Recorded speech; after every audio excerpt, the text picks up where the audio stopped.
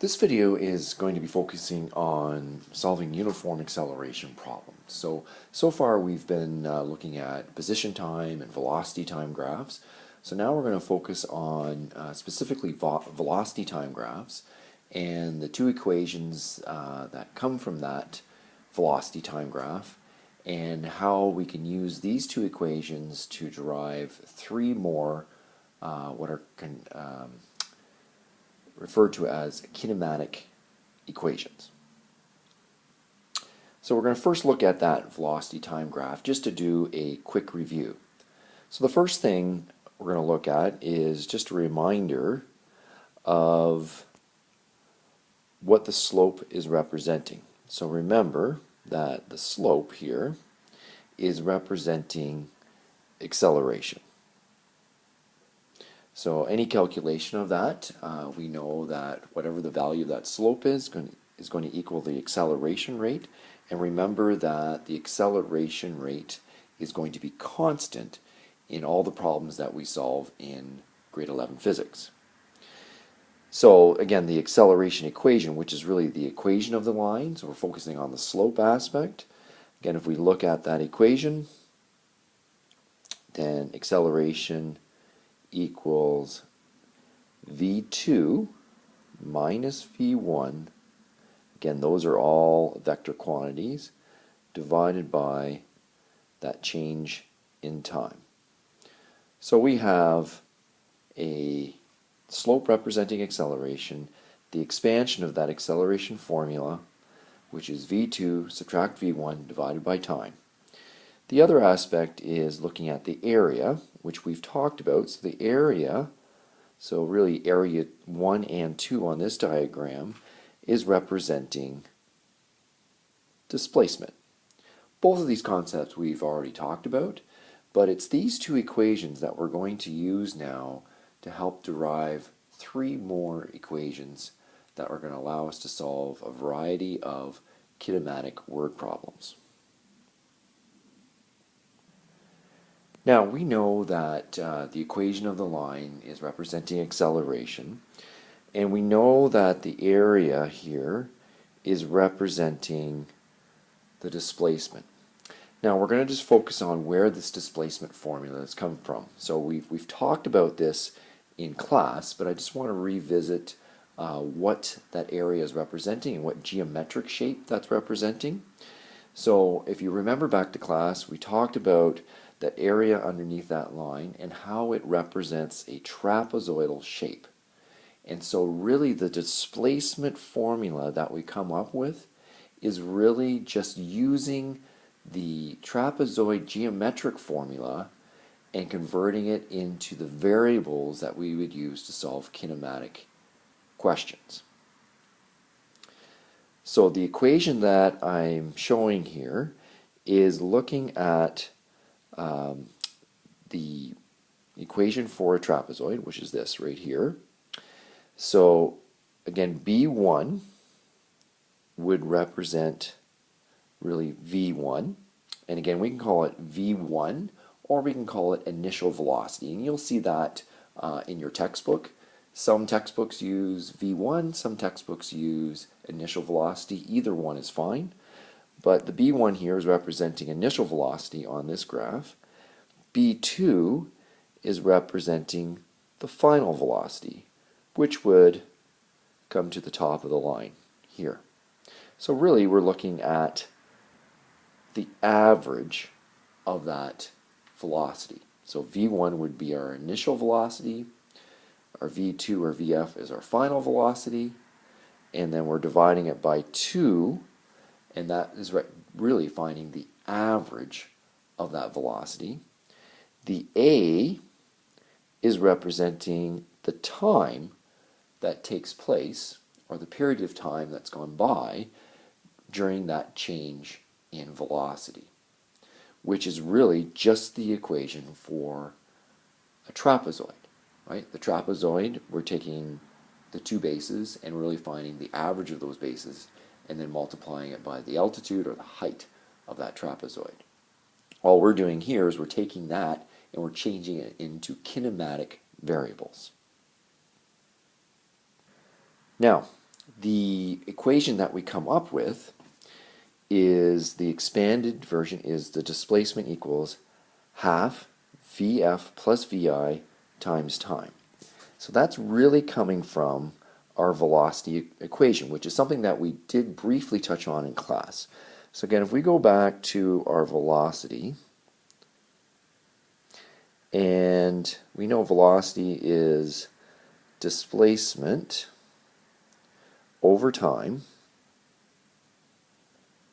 So I'm just going to rearrange that, and so then we're going to look at displacement equals velocity times time. This here is the expansion of that, right? So we're taking that, we're finding our average velocity. So I'm going to expand that, so we're going to have displacement equals V1 plus V2 divided by 2 times time. Again, these are the same formula. The same formula is either written as VF or VI, final velocity plus initial velocity, and that can go either way. It can be initial plus final, it doesn't matter. And we also have, we can write it as V1 or V2. And again, same idea. We're dividing it by 2 to find the average and then multiplying it by time. So that is our second equation. And so we're going to use both of these equations in terms of acceleration, which is the slope of the line, and our displacement, again, and we're going to combine those to find our other three kinematic equations.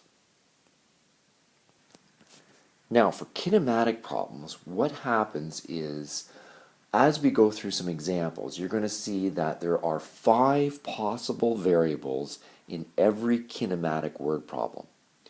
The 5 possible variables are initial velocity, final velocity, acceleration, again these are all vector quantities, displacement, and time. And you have 5 variables that are possibly shown either in the question or one of those variables is what you have to calculate. Now the setup of every one of those questions is it will always give you 3 of those 5 variables, and then it will ask for a 4th variable, and then there is 1 variable that you need to eliminate from your equation. Because of that, we then have to do what's called substitution, which is something that you would have gone over in grade 10 math, to eliminate one of the variables from these 2 base equations. So remember, this one is the displacement, which is the area underneath the line, and this is the acceleration, which is the slope of the line.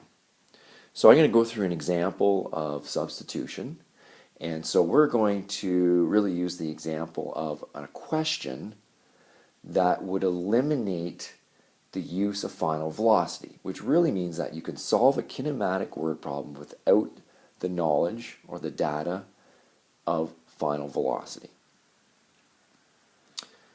So you're going to take your original equation, again this should be some review of grade 10 math. This is your acceleration, which is written in this one is going to be your VF minus your VI divided by time. Again, these are all vector quantities. And so then I am going to rearrange this. So this is just rearranged. So it's solving for VF. So I'm just rearranging the acceleration equation for VF. And then what I'm going to do is I'm going to take the VF, so I now know VF is equivalent to the initial velocity plus the acceleration times time, and I'm going to plug that into the displacement equation. So this should seem familiar from grade 10 when you would have done the process of substitution or elimination to really get rid of one of those variables. So in this case, we are getting rid of the final velocity variable. So we now know final velocity is equivalent to the VI plus acceleration times time. So again, if we continue down, that's what this next equation is showing. Right? This is my original VI, which is up here. And then now I've substituted the VF for the VI plus acceleration times time. Once you've substituted that in, then you're going to go through the process of simplifying it. And so you can see that there's two VIs, so that's why I have two VI here. And then we are going to multiply the time through, and then you're going to multiply the half through. And then you're going to end up with this kinematic equation. So this would be your third kinematic equation. Yeah, your first one would be acceleration. Your second one would be your displacement equation that we got from the area underneath the line of best fit. And then our third equation is finding any of these variables, so displacement, initial velocity, time, or acceleration, without the use of final velocity. Now, if you turn to page 44 in your textbook, you have a summary of the equations, or all the kinematic equations. So if we take a look at this, again, we've done this equation, right? That's the slope of the line on a velocity time graph. These right here, this is the area underneath the line of best fit of a velocity time graph. And this one was derived by eliminating final velocity. And that was through the process of substitution. You could also do the process of elimination. So I just went through that process of substitution or elimination just to show you where these equations are coming from. I'm not going to go and ask you those types of questions on a test or a quiz, but it's important to know why and how we arrive at these particular equations. And again, we need these variety of equations because sometimes we need to eliminate specific variables from a question in order to solve for what the question is actually asking for. So to read this table, again, down the right side, it shows you what variable is eliminated from the equation. And then on the left side, it shows you the variables that you have left to either plug in as givens or to solve. And so you'll have access to this chart as you start working through your kinematic equations. I'm not going to ask you to memorize the kinematic equations, but it's important to know which kinematic equation matches the appropriate question. And that's what we're going to start going through in our two example questions that are coming up. Now the first practice question, we have Ben Russian is waiting at a stoplight in his car. When the light turns green, Ben accelerates from rest at a rate of 6 meters per second squared north for an interval of 4.10 seconds. Determine the displacement of Ben's car during this time period. So I'm going to go through the thought process, right? So how should you approach these types of questions? So we're going to start off with the given. Now, the first thing you want to list are all the things that are provided for you in the question. Now, some of them you have to read into. Some of them are numbers that are given to you directly from the question. So the first one that you have to read into is Ben Russian is waiting at a stoplight. So that's inferring that he is starting from 0. So we would write down VI or V1 equals 0 meters per second. So that's our first given. Our second given is acceleration. And we know acceleration is 6.00 meters per second squared, and that is going north. There's a direction involved, and that's something you always want to include into your given. And then your third variable that's given to you is time. So time is 4.10 seconds. And again, when we go through these, besides the initial velocity, which is 0, it's indicating specific significant digits. So I know that there's 3 in the 6 and there's 3 in the 4.10, and I want to keep that in mind as I do my calculations. Now, the question's asking you for displacement. So that's ultimately what we're going to find. And then the last variable that we'd be concerned with is final velocity. But there's no mention of final velocity in the question.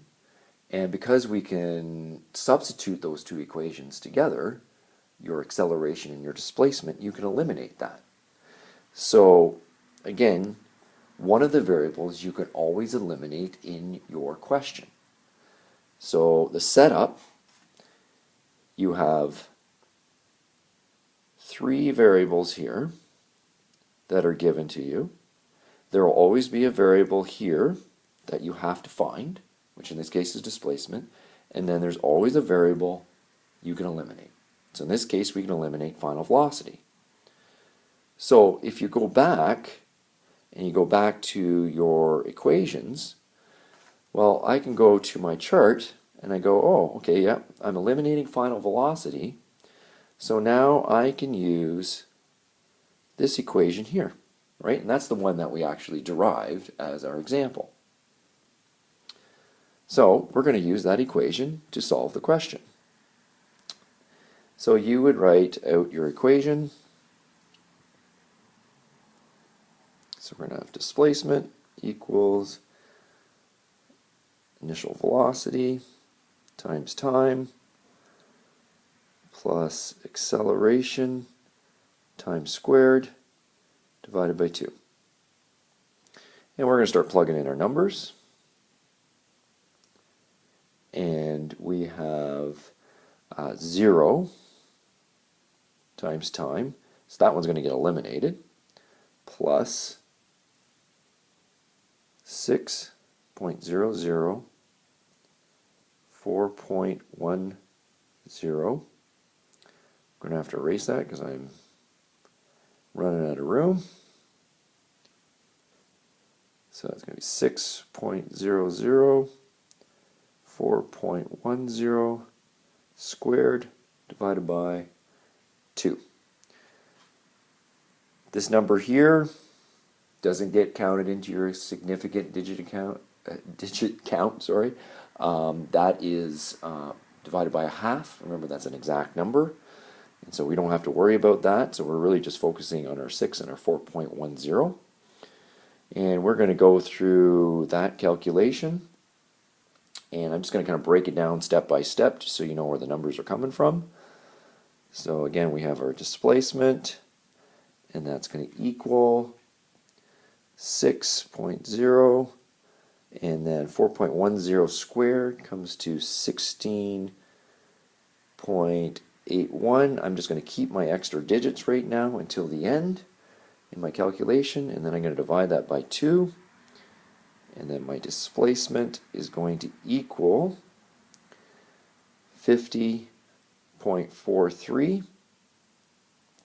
And then my last step is to make sure I put my correct units, and I put it to the correct number of significant digits.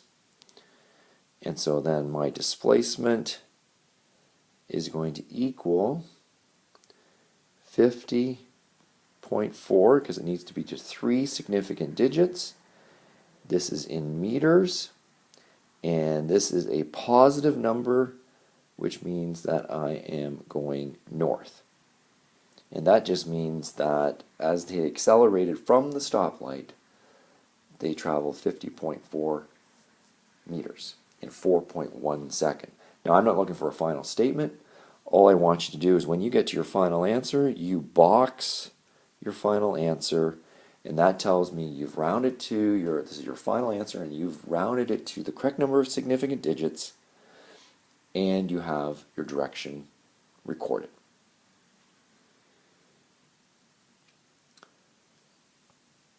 All right, second question as your example. Ima Hearn approaches a stoplight in her car which is moving with a velocity of 30 meters per second east. The light turns yellow. Ima applies the brakes and skids to a stop. If Ima's acceleration is 8.0 meters per second squared west, determine the displacement of the car during the skidding process. So once again, you're going to go through your steps, and you're given. You always list what is given to you, what needs to be found, what needs to be eliminated. So again, so my given. So I'm going to jot down what's given to me in the question here, and I know my initial velocity. She's traveling, right? She's traveling towards the stoplight, so her initial velocity is 30.0 meters per second. And again, east, I want to make sure I'm putting my direction in there.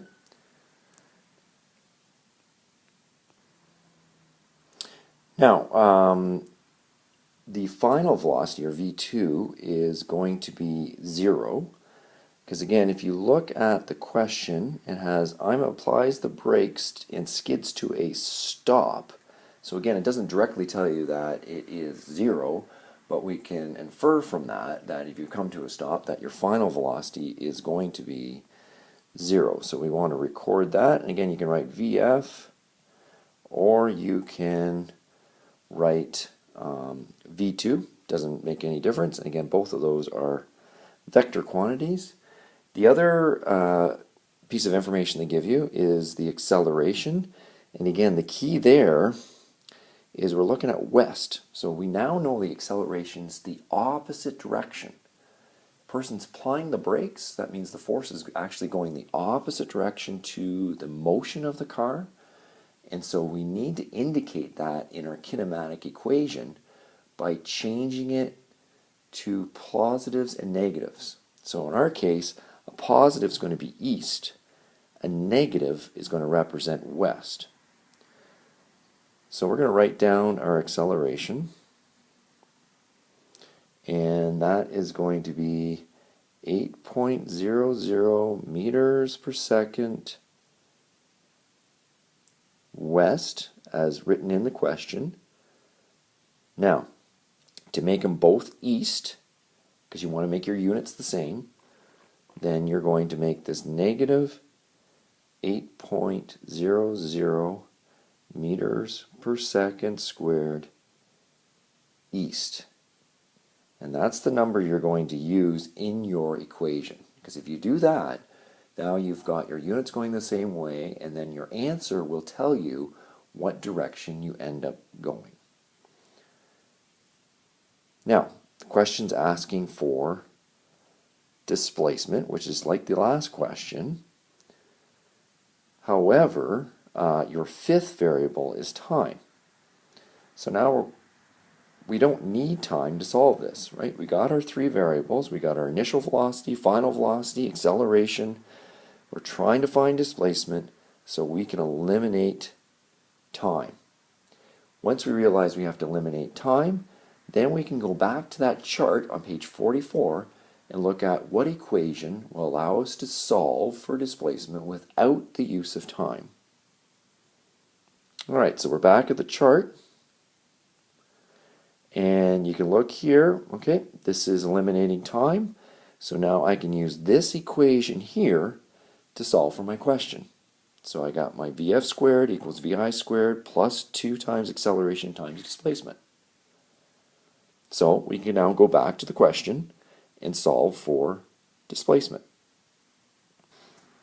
So we have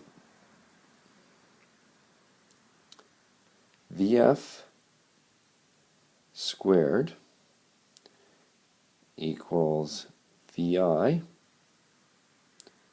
squared plus 2 times acceleration times displacement. Again, these are all vector quantities. And so now we can rearrange this to find displacement. So we're going to move displacement equals VF squared minus VI squared divided by 2 times acceleration. So we've rearranged the equation. Now, if you like putting your numbers in and then rearranging it from there, that is totally fine. If you like rearranging your equation with the variables first and then plugging the numbers in, that's totally fine. It doesn't make any difference to me in your terms of your process as long as you're realizing or you're showing how you're rearranging it. So we got this equation here, and now we're going to plug in our numbers. So again, we know VF is 0, and then we can now subtract 30, and again it's a positive 30 because we're going east, and then we're going to divide that by 2 times negative 8.00, and then that's going to allow us to determine our displacement. So we're going to end up with negative 900. Now, you have to realize that 900 has 3 significant digits. There's 3 significant digits here, so you have to keep that in mind. And then on the denominator, we have 2 times negative 8, so we're going to end up with negative 16, again 0.0, because we got 3 significant digits. 2 doesn't get counted into our significant digit count. And then we're going to divide that. So we're going to get our displacement equals 56.25. Then I'm going to look at that number. I realize, okay, I've done my math correctly, so it's a positive number. That means I am going east. So my displacement's east as I'm slowing down. And now I have to put my units in. So I have to put my direction and the correct units, correct significant digits. So my final answer is going to be 56.3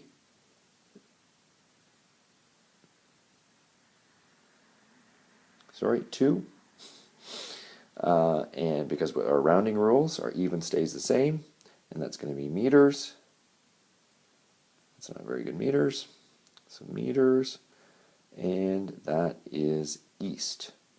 So that would be my final answer. I would box that, and then that would tell me that that is your final answer rounded to the correct number of significant digits.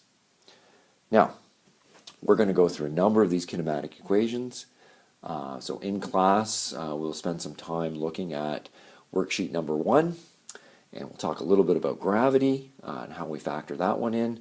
And but this gives you a good starting point, kind of how to set it up in terms of eliminating that variable and then choosing the correct equation. And I can't emphasize enough that that first process of writing down your given, eliminating that variable that we don't need, and then indicating what we need to find helps you establish what equation, what kinematic equation you need to use in order to solve the question.